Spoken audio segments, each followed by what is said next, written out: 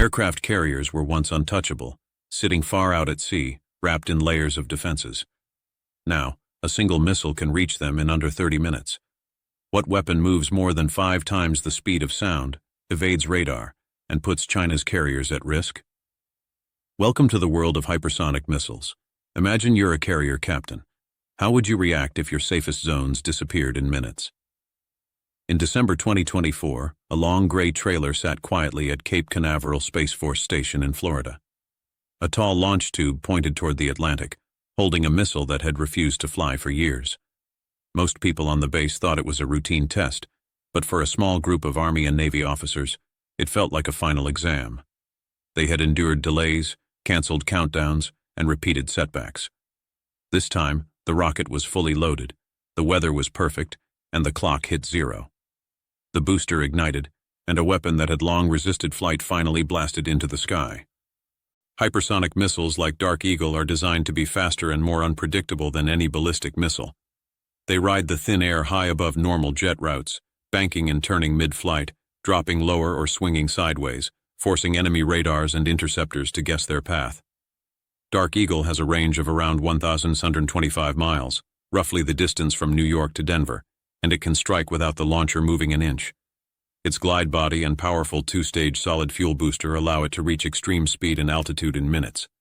The missile stays in a sealed canister on a heavy trailer, and a battery typically carries 8 missiles ready to fire. The Army calls it the long-range hypersonic weapon, but soldiers nickname it Dark Eagle. A launch unit includes a small operations center with radios, screens, and a crew, allowing them to power up, take in targeting data, fire, and move before being detected. This shoot-and-scoot tactic is essential in a world of sensors and long-range threats. The same glide body is also being deployed at sea in the Navy's conventional prompt strike system, launched from ships or submarines. On May 2, 2025, the Pentagon announced the first full end-to-end sea-based test. The missile was pushed out cold before the booster ignited, safely leaving the launch tube without harming the ship. The first ships to carry this system will be stealthy Zumwalt-class destroyers and later Virginia-class submarines. The Pentagon stresses before each test because hypersonic missiles are expensive. One Dark Eagle costs around $41 million, and the overall hypersonic program has reached nearly $7 billion in budget requests. Every successful test clears the path for real units to field the system. The missile's purpose is to penetrate enemy anti-access and area denial zones, targeting command bunkers, radar sites, air bases, fuel tanks, and large warships. For most of the last century, carriers relied on distance for safety. They could launch waves of jets from far off, but China's long-range missiles have eroded that comfort. Modern ranges stretch 2,000 to 2,500 miles, turning previously safe waters into high-risk zones. Planners often show these as circles on a map, covering seas between China, Japan, Taiwan, and the Philippines. Once hypersonics are added, these circles overlap, leaving no truly safe zone. American units in Japan, Guam, or Northern Australia can now strike deep into the Western Pacific without moving. Sea-based launchers on submarines or destroyers add even more angles of attack. Speed is the critical factor. By the time ship sensors identify an incoming hypersonic missile, only minutes remain to react. Chinese war games have simulated 24 hypersonic missiles striking a carrier at once, overwhelming defenses. The lesson is clear. Carriers must stay farther back, but distance reduces the time planes can spend on station and increases fuel demands, eroding their strategic advantage. Carriers remain important, but their dominance over contested seas is no longer guaranteed. China's carriers are now under the same threat. With hypersonic units positioned on Allied islands or on American ships, these high-value, slow-moving targets sit inside danger rings. The result is stress on fleets worldwide, forcing reliance on submarines, land-based launchers, and dispersed smaller vessels. The U.S. is adapting by developing carrier-launched drones that fly farther, stay longer, and take on dangerous missions while keeping carriers safe. Inside Beijing, the story of power is shaken. For years, Chinese media and officials promoted missiles like the DF-21D and DF-26 as tools to keep foreign carriers at bay. Parades displayed DF-17 hypersonic missiles on trucks, signaling China's growing capability. When the U.S. successfully tests Dark Eagle, Chinese analysts recognize a rival cutting into the advantage they had long publicized. Foreign ministry statements oppose U.S. hypersonic deployments, arguing they destabilize the region, but development continues. China is responding with new ship-based interceptors like the HQ-26 and expanded missile silo fields, showing a larger and more distributed nuclear force. The presence of Dark Eagle changes the calculus for naval planners. Once American carriers could project power without fear, their jets acting as flying extensions of the fleet. Now, long-range hypersonic units mean even the most carefully plotted courses can be threatened from hundreds of miles away. A battery on an Allied island or a forward-deployed submarine can strike key Chinese targets before sensors even alert the carrier group. Distance no longer guarantees safety. Speed and unpredictability dominate the game. In practical terms, the U.S. can now pressure China's coastal defenses and fleet without committing ground forces or risking aircraft over heavily defended zones. Every hypersonic battery, whether on land or at sea, effectively redraws the map. The East China Sea, South China Sea, and even portions of the Philippine Sea are no longer unchallenged areas. For the first time, American planners can reach across the region quickly, shifting from a defensive posture to one that truly threatens strategic targets inside China's sphere of influence. Chinese naval strategy has evolved too. Their carriers, once safely shielded near home waters, now face the prospect of being struck in minutes. The larger, newer carriers like Fujian are under constant assessment by military planners who must weigh risk versus mission capability. China's land-based missile forces remain significant, but the American hypersonic program introduces uncertainty into the equations that Beijing had relied on for decades. Every calculation about distance, timing, and fleet positioning must now account for weapons that travel faster than thought possible. The psychological effect on both sides is significant. For U.S. forces, hypersonics provide confidence in their ability to strike first and decisively. For China, the sudden compression of reaction times forces a reevaluation of naval strategy, training, and deployment. Simulated mass attacks with multiple hypersonics highlight vulnerabilities previously masked by distance. What was once theoretical now becomes operationally urgent. Commanders also recognize the ripple effects of this new speed. Carrier-based aircraft still matter, but they must operate with fewer predictable windows. Mid-air refueling, sortie planning, and patrol timing all require recalibration. The focus is shifting toward drones, autonomous systems, and precision long-range fires that can complement or replace traditional carrier strike groups in dangerous areas. This is not about abandoning carriers. It is about adapting them to survive in a world where missiles travel faster than ever, striking before human reactions can keep pace. Meanwhile, China accelerates research into countermeasures. Advanced radars, ship-based interceptors, and distributed fleets are all under development. But the U.S. hypersonic advantage forces them to move on multiple fronts simultaneously, developing new weapons while defending existing assets. This dual pressure consumes resources, increases operational stress, and introduces uncertainty into every deployment. For the ordinary citizen watching from Beijing, the narrative of control and deterrence is under subtle strain. Media stories and parades cannot erase the knowledge that rival hypersonic systems are now operational and capable of reaching strategic targets within minutes. Dark Eagle and its sea-based counterparts serve as a reminder that modern warfare prioritizes speed, reach, and unpredictability above traditional displays of naval might.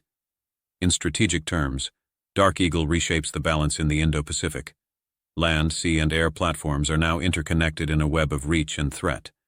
Carriers, once symbols of untouchable power, are now one component among many, each vulnerable to the speed and precision of hypersonic missiles. Decisions about deployment, alliance commitments, and regional presence are all influenced by the simple fact that a single missile can change the outcome before humans even react. Hypersonic weapons like Dark Eagle also redefine cost-effectiveness. Though expensive, they offer unparalleled impact per unit. A battery of 8 missiles can cover massive regions, threaten high-value targets, and force adversaries to spread defenses thinly. Failed tests are costly, but successful ones provide the confidence that advanced weapons can be fielded reliably, permanently altering strategic calculations. The interplay of perception and reality matters. American allies see commitment in the deployment of hypersonic units on their soil or in nearby waters. Adversaries recognize a technological and tactical leap, forcing decisions under new pressure. Every test, every deployment, and every successful integration into operational units signals that the era of uncontested carrier power is over. Looking ahead, The future of carriers and large surface ships depends on adaptation. Unmanned systems, forward-deployed hypersonics, and integrated multi-domain operations define the next decade of naval strategy. Human crews continue to operate vital platforms, but technology is shifting the boundaries of risk and effectiveness. The ability to strike first, quickly, and unpredictably changes the stakes for every mission. By compressing time and space, hypersonic weapons like Dark Eagle force decision-makers to rethink centuries-old naval doctrines. The U.S. can now threaten heavily defended targets from afar, complicating traditional strategies based on distance and endurance. The speed, range, and maneuverability of these weapons introduce a new form of deterrence, one that relies not only on presence, but on the inevitability of impact. Inside Beijing, the story of power is shaken. For years, Chinese media and officials promoted missiles like the DF-21D and DF-26 as tools to keep foreign carriers at bay. Parades displayed DF-17 hypersonic missiles on trucks, signaling China's growing capability. When the U.S. successfully tests Dark Eagle, Chinese analysts recognize a rival cutting into the advantage they had long publicized. Foreign ministry statements oppose U.S. hypersonic deployments, arguing they destabilize the region, but development continues. China is responding with new ship-based interceptors like the HQ-26 and expanded missile silo fields, showing a larger and more distributed nuclear force. As hypersonic missiles become operational across land and sea, carriers are no longer untouchable icons. Their presence still matters, but now each deployment must weigh risk versus reach. The era of long-distance invulnerability is over. Decision-makers must consider every missile's speed, range, and unpredictable path when planning maneuvers, patrols, or strikes. In the Indo-Pacific, American batteries in Japan, Guam, or Northern Australia, alongside sea-based units on Zumwalt-class destroyers and Virginia-class submarines, create overlapping zones of influence. These zones extend deep into the East and South China Seas, pressuring Chinese carriers and coastal defenses alike. The balance of power now hinges on reaction time and technological edge, not sheer size or firepower. For China, the perception of control has shifted. Years of confidence built around anti-ship missiles, carrier drills, and hypersonic testing now meet a rival capable of matching or surpassing those capabilities. Every missile deployed, every launch tested, signals a world where speed, precision, and unpredictability define dominance. Beijing must rethink naval strategy, fleet composition, and defensive posture in real time. The United States, in contrast, gains both operational and psychological advantage. Hypersonic reach allows for rapid, decisive strikes without risking manned aircraft or traditional forces. It compresses timelines, stretches adversary defenses, and forces strategic recalculation at every level. Allies also see reassurance. Forward-deployed units provide a visible, tangible commitment to regional security. Carriers will not disappear, but their role evolves. They serve as command hubs, launch platforms for unmanned systems, and coordination centers for integrated multi-domain operations. Hypersonic weapons handle the initial high-risk strike, creating openings for traditional air power to operate more safely and effectively. Drones extend the carrier's influence, but the missile's speed dictates the terms of engagement. The era of untouchable surface fleets is gone.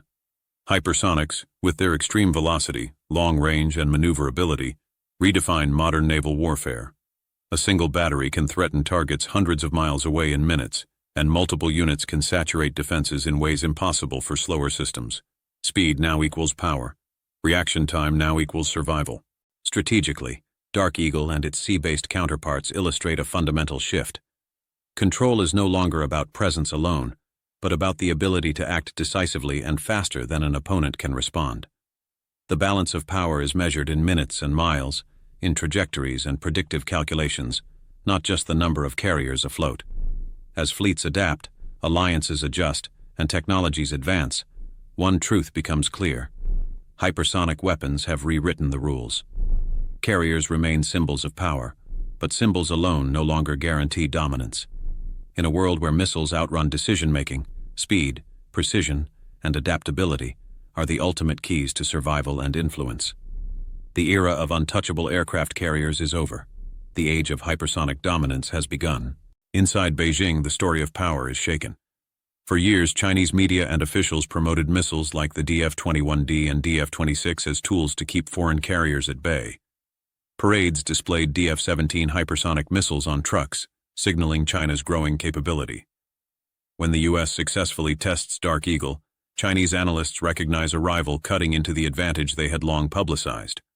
Foreign ministry statements oppose U.S. hypersonic deployments, arguing they destabilize the region, but development continues. China is responding with new ship-based interceptors like the HQ-26 and expanded missile silo fields, showing a larger and more distributed nuclear force.